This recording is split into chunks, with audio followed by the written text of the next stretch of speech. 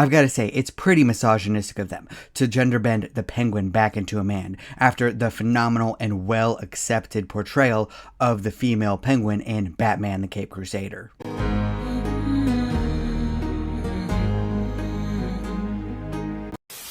only had Arlo for a day and a half, but if anything happened to him, I would kill everyone in this room and then myself. Greetings, fellow mortals. Just a reminder saying it's just my opinion is for cowards. Oh, and I'm going to spoil the entirety of the first episode of The Penguin Show, so you have been warned. The first episode, After Hours, begins with a recap of what happened in the Batman movie. A montage of news outlets gives us exposition, while the Penguin looks out a window and observes the destruction brought about by the Riddler. He makes the decision to return to his club, the Iceberg Lounge, while doing his best Triple H impression, swinging around a sledgehammer. He breaks open a secret metal wall to find a bunch of blackmail. Unfortunately, right as he's about to leave, he's stopped at gunpoint by the heir to the Falcone family, Alberto. Just one look at this little weasel will tell you that he is not ready to fill his recently deceased daddy's shoes. But considering that this is the new boss, our main character, Humpty Dumpty, decides to show him respect. He acts submissive to Nepo Baby, resulting in the tension being lowered so they can sit down and have a chat over drinks and a few other things. They discuss the aftermath of the previous film while lamenting the death of Carmine Falcone. When Nepo Baby questions whether or not he'll be as feared as his father was, Cleveland Brown Jr. says that there's another way to gain respect. Oz Cobb, recently renamed because we can't have any perfect adaptations, tells a story of an old school gangster from his childhood. The gangster gave back and protected the community, resulting in him becoming beloved and respected to the point that they threw a real parade for him after he died. The story and the emotion behind it were so good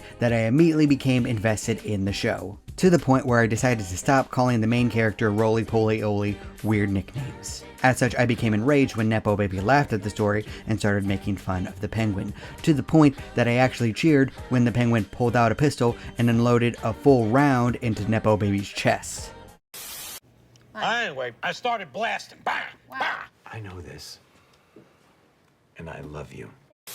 And while we, as the audience, are happy that Nepo Baby is gone, the Penguin has a lot of cleaning up to do. He perfectly scrubs down the Iceberg Lounge, making it seem like nothing happened there, and then tosses Nepo Baby's body down the stairs in a scene that really made me laugh a little bit too much. When Oz goes to get his car, he finds a bunch of kids trying to steal his tires. He shoots his gun at them, scaring most of the kids away and putting a bullet hole in his car.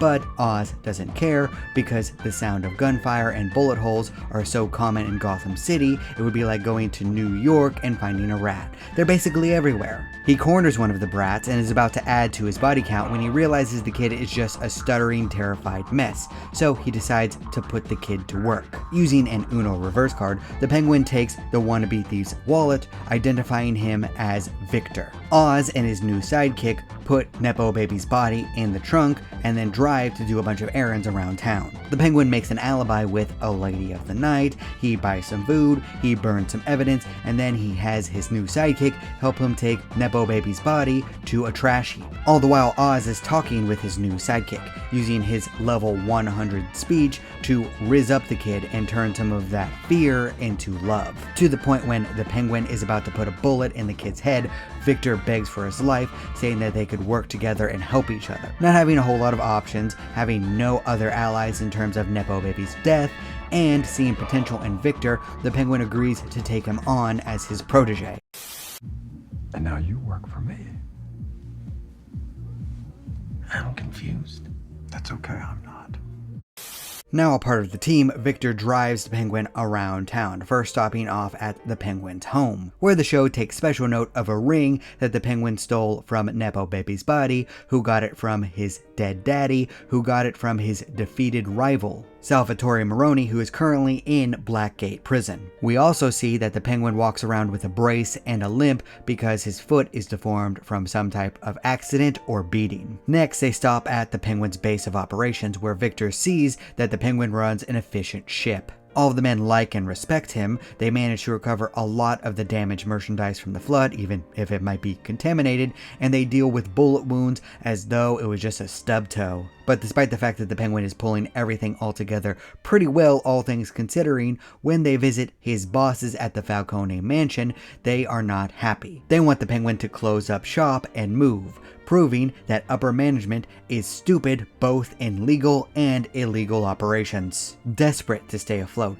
Penguin brings up a drug shipment that he heard from Nepo Baby right before Oz capped him. But as he brings that up, Nepo Baby's sister, Sophia, who was recently released from Arkham Asylum, steps into the room. She mentions that Nepo Baby is missing because he left in the middle of the night, refusing to have any guards with him. Recognizing the famous woman death glare that he's getting, Oz decides that he has to get out of there, denying that he knows anything about where Nepo Baby would be. But Tsundere Lady isn't deterred. She follows him outside, taking note of the bullet hole in his purple car. I'm sorry, not purple, plum. They make sure to emphasize this. She insists that they go to lunch together, where she reveals that Oz was the one that got her sent to Arkham Asylum, and that her brother was the only person that visited her, meaning that she loves him a hell of a lot. The Penguin once again tries to do a charisma check, but unfortunately he rolls a critical miss because she is not buying it at all.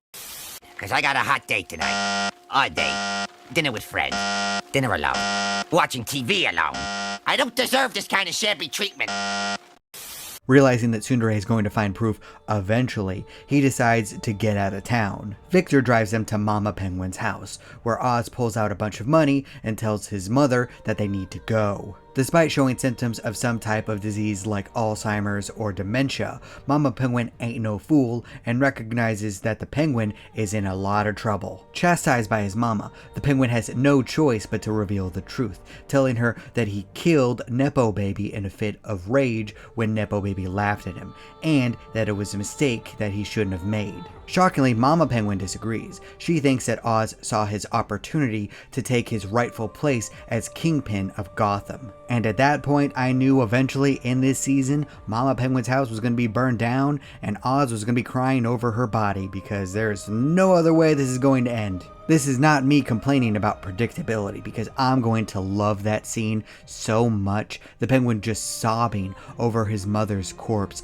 I love sad so much. But for now, we just gotta be thankful to Mama Penguin for keeping the plot going, because Oz and Victor decide to make a plan. Assuring the Penguin that he can handle a difficult task, Victor disappears, leaving Penguin to head to prison. Oz is visiting Sal, the defeated rival of the Falcone family. At first, Sal is reluctant to work with the Penguin, noting Oz's bad history with being a traitor. But then Oz shocks Sal by revealing the ring taken from Nepo Baby's body. And oddly enough, the Penguin is just allowed to leave this piece of jewelry with the prisoner without the guards reacting at all. I know this is a mob boss that can pull a lot of strings, but still, you would think that the guards would react a little bit. If you can't do the time, don't do the crime. Okay, time's up. The Penguin then heads back to the Iceberg Lounge, where he finds Sophia, and she immediately notices him because of his plum car, which is admittedly a detail that made me laugh a whole lot. The Penguin flees as Tsundere's men chase after him. He gets out of his car and seemingly tries to hide in a crowd. Because it was absolutely pouring, there was a bunch of umbrellas, which made me geek out because I am a giant nerd. But as Sophia's men search the crowd, it's revealed that Penguin was in fact hiding in the trunk instead of among the people. He tries to get back into his car, but is spotted by one of his pursuers. Oz manages to disarm the man, and during the struggle pushes him into traffic, where he is then run over by a school bus. With the way this was shot, with the reaction from the kids and Oswald himself, I just burst out laughing at the dark humor of it all, because apparently I have a very gross sense of humor. But the laughter ended when another thug punched Penguin upside the head, knocking him out. Oswald wakes up naked and afraid, strapped to a chair. And while Sophia explains that she did this because it happened to her in Arkham, I still did not need to see this. Everything but the junk was shown. Not gonna apologize for that. Maybe y'all should apologize for being a bunch of prudes. Ew. Well, time to erase that forever. Sophia reveals that she found one of the kids that the Penguin scared away the previous night. The Brat is her witness, having no possible way to mistake the Penguin or his car for anyone else. But when the Penguin claims that the kid is lying, Sophia responds by shooting the Brat in the head, trying to tear the Penguin's left arm off with a piano wire, and by shouting that she hates when Oz tries to talk his way out of things. Sophia insists that the Penguin knows where her brother is. She then gets up in his face, questioning whether or not she's being too emotional and irrational in this moment, and whether or not she's playing into his expectations. And while this is clearly playing up the Arkham Asylum plotline with her, I would also like to point out that there must be a ton of men involved with this and not a lot of women, because the answer was clearly yes. You could even clearly see it on the Penguin's face that he just wanted to scream, yes, yes, you are being too emotional and irrational. But he kept quiet, and you should appreciate this because this type of scene is never going to happen again. But before the torture can go on too long, they're interrupted by a crash. A car has rammed into the front of Falcone Manor, with Nepo Baby's body being in the trunk and the message of "This is payback" keyed into the metal. With the blame shifting to the Maroni family, the Penguin is released. He then meets with Victor, and they share a slushie that they talked about earlier in the show. While the Penguin does criticize Victor for not tearing up the body as planned, he still admits that Victor did a good job. They relish in their temporary victory, knowing that there's a lot more hardship ahead, because Oz has chosen the path of all or nothing. Either he's going to be the kingpin when all of this is said and done, or he's going to join Nepo Baby in the ground.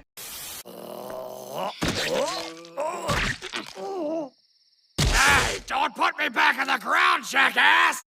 And that was the first episode of The Penguin, and it was really, really good. While I did have a few minor writing nitpicks, all of those could be explained away really easily. Like the ring in the prison, that's not that big of a deal, but they do need to follow up with the car crash into Falcone Manor a little bit at the start of next episode, because I doubt Sophia would let the Penguin go that easily. She probably reluctantly released him because her family insisted. If we get that follow-up, this will be a perfect pilot episode. The episode was so good, my wife came into the room, sat down, and watched it with me, and she hasn't been interested in comic book stuff since the original Joker movie. The performances were all super good too, especially with the Penguin and Sophia. And normally I'm not a cinematography guy, but I really enjoyed the lighting. It was dark, but not emo, if you know what I mean. Everything about Gotham just felt like a gritty city that just dealt with a terrible flood, and I loved that aspect of it. Although I do have to feel a little bit bad for the Italians. They are never going to outlive this mob stereotype. The Godfather ruined it for them. I'm very interested in what's going to happen, and I do have a few notes. One, I don't think anyone should be shocked that people would be interested in the Penguin character, because he was the only reason people cared about the Gotham show to begin with. Two, this show should not be ran into the ground. It should not have 7 seasons or anything. But there should be other projects focusing on the perspective of the villains of Gotham. I think that would be a great idea. And 3, there needs to be a scene where the Falcone family and the Maroni family are having a standoff and they turn against Penguin, and then right as Penguin is about to be shot, the Batman shows up and beats all of them up. They're in a warehouse, the lights go out, there's a bunch of screaming, gunfire, people are yelling in pain, you can hear bones cracking. After a few minutes, the lights come on and the Penguin sees the Batman standing over everyone's unconscious bodies. I will be very much disappointed if something like this doesn't happen, because this is a comic book show. There should be some comic book aspects to it. The feedback I got from my wife was that she enjoyed it because it was more serious and gritty than most comic book shows, but it wasn't as depressing and realistic as crime shows. And she's right, this has a good middle ground. We'll see how it goes. It could very well fall on its face, but I do have high hopes for it. I do expect to be pleased when the final scene rolls and we see the Penguin slip that ring on his own finger, declaring him the king of Gotham's underground. But what do you think? Did you like the first episode of The Penguin? Did you hate it? Please leave a comment down below. I'd love to hear your thoughts. And remember, if you disagree with all of this, that's fine. After all, everyone is entitled to their objectively wrong opinion. Brilliant! Thank you all so much for watching. You're still here? Good night, everybody! Thank you. You bye. Boom. Do not despair.